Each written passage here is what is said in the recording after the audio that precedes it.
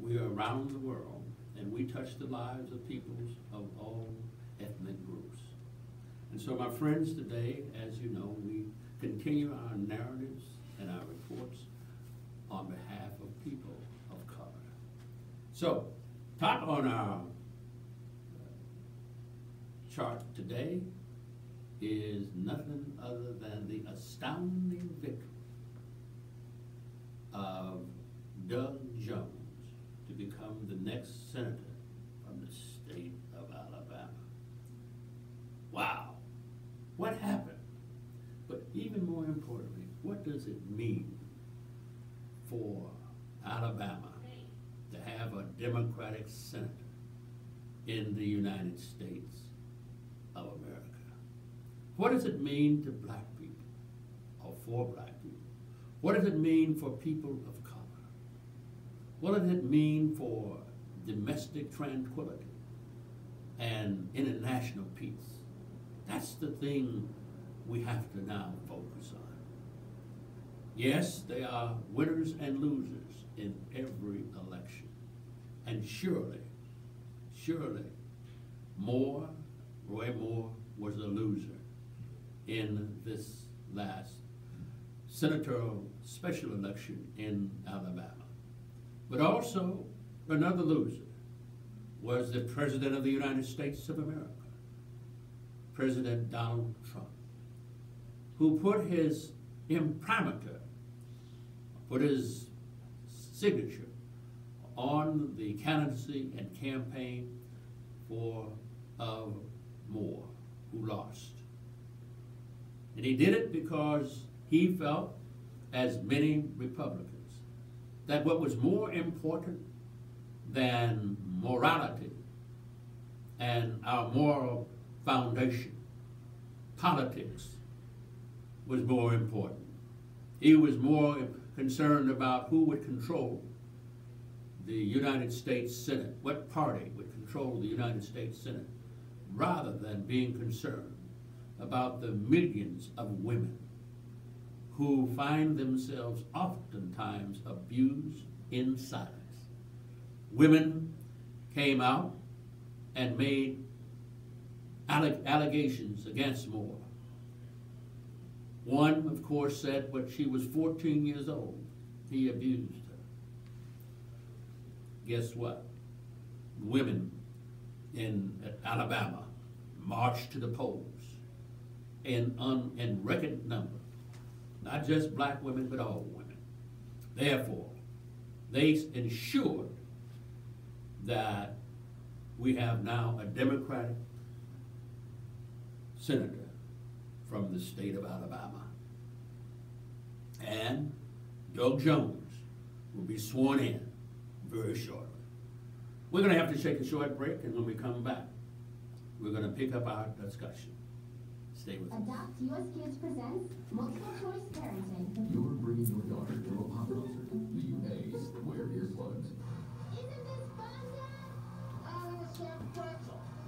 Or B, just roll with it? OMG!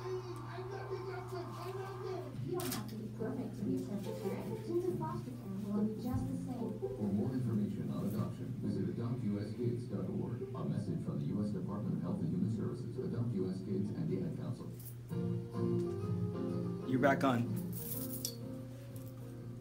Hi, this is LeonFinney. We're back live here, broadcasting on Urban Broadcast Media.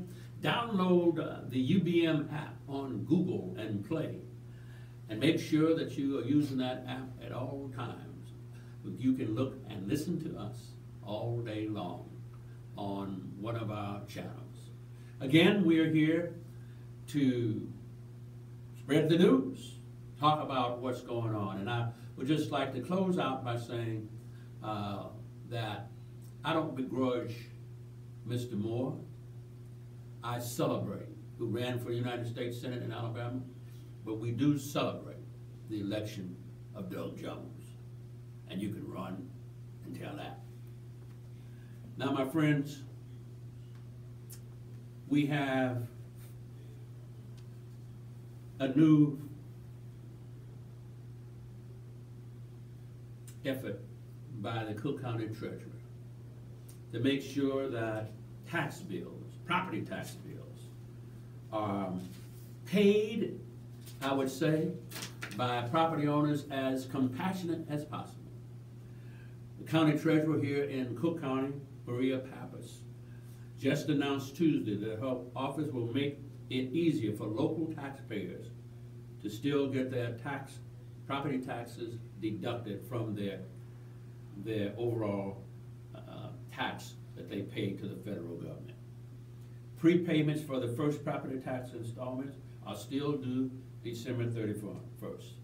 But now residents can prepay through the Treasurer's website in person at Chase Bank or over 100 community banks. And I assume that the community banks among the community banks would be the Illinois Service Federal Bank right here at 46th and King Drive, or Seaway Bank on 87th Street. But anyway, and of course, you have PNC has several branches throughout the city of Chicago. I'm careful not to just promote one bank, not just Chase, but they've got other banks out here, Third Bank, First Third Bank. You got a number of banks. Point is to be able to pay your tax bills at these local banks, prepaying. So anyway, that's good news for our property taxpayers and good news for us in general. Then of course, we've got another matter, and that is the hanging in there Secretary of State Tillerson, Rex Tillerson, and he's trying to soften the talks between North Korea and the United States of America, as well as South Korea. Tillerson understands that to push North Korea to the place that they seek military solutions in a conflict that nobody really understands. Nobody really understands why North Korea thinks that it's important to develop nuclear weapons. Nobody really understands what's going on. And I'm for sure that Mr. Trump really had not thought through the national policy that he began to push when he made it clear that he was not interested in having any bilateral talks and negotiations with North Korea. So Rex Tillerson is trying to move us back from the brink of a conflict that North Korea is sure to lose. So why, when I say sure to lose, if we get in a shooting match with the United States of America, the United States of America would wipe out North Korea, no doubt about it. But the important thing is we don't need to have wars and rumors of wars right now. Going into the Christmas holiday, we need peace on earth and goodwill to all men. This is LeonFinney. We're going to take a short break. When we come back, we're going to wrap up our conversation. Hi, Mom. Is Claire's birthday party today? Me again, Mom. Where do I put my history book? Hi. Sorry, forgot one last thing. Sometimes it's hard to concentrate. At school, I start looking out the window, and then I forget what I was supposed to be thinking about. I know it seems like I don't care, but I do. It's just difficult for me. Love you, Mom. Bye. Join parenting experts at understood.org, a free online resource about learning and attention issues to help your child thrive. Brought to you by understood.org and the Ad Council. Back on. Okay, we're back. We've got, I think we've got maybe 3 minutes before we have to go off into another place. And that other place is out there in the cold weather, because it is chilly here in the city of Chicago.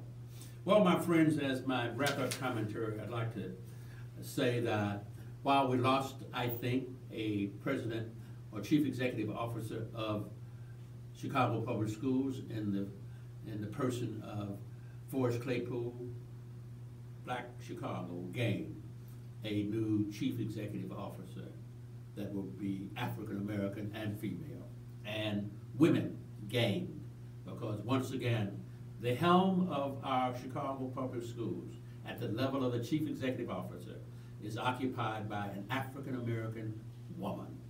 Wow. Now, what does that mean?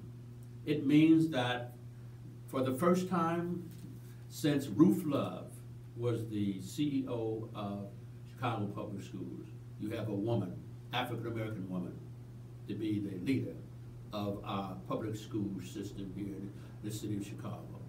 I expect that beginning January 1, or we expect beginning January 1, Dr. Janice Jackson will assume the helm and direct the implementation of the policies of Chicago Public Schools. I expect that she will forge a new era in relationships between she, or the Chicago Public School, and the Chicago Teachers Union.